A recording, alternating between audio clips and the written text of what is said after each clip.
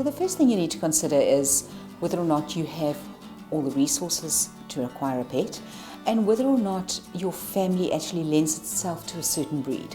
So research all the breeds that you're interested in, make sure that you're making a responsible decision, and that all the animals that you're looking at, that you fully understand what diseases they may get as a genetic result, or any particular weaknesses, so that you have a full understanding of potential problems that you might have to address and might have to have money for. Also be aware of the fact that pet ownership can actually be likened to the ownership of a 4x4 in terms of how much it could actually cost you on a monthly basis. So, you need to be aware of the fact that a pet is going to cost you money. They're going to need food, they're going to need veterinary care if they're ill, they're going to need preventative veterinary treatments.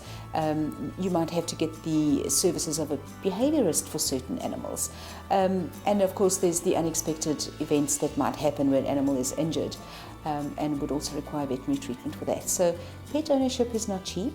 There's a lot of responsibility that comes with it, and that includes not only limited to your financial resources, but some breeds in particular need a lot of time invested in them and a lot of stimulation for them to be an asset to your household.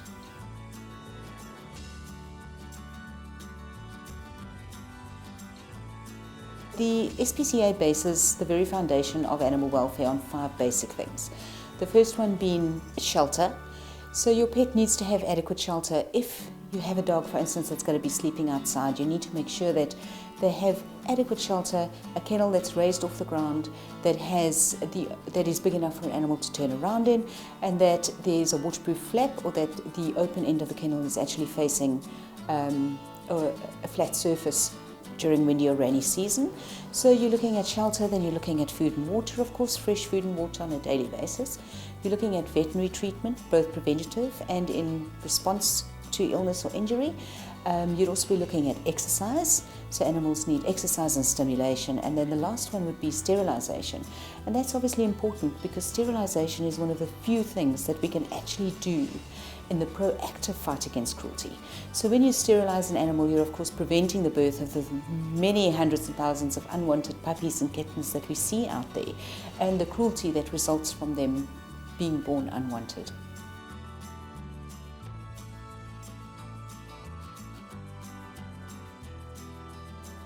So you would have to take your pet to the vet initially if they're acquired as very young pets, young puppies or kittens. They would need a course of 3 vaccinations in order to make sure that they're adequately protected against disease. Thereafter it would be annual checkups, unless there is a need, if there is an injury or a wound that perhaps needs veterinary care. And remember that failing to seek veterinary assistance for an animal that is injured or ill is actually a criminal offence in terms of the Animals Protection Act.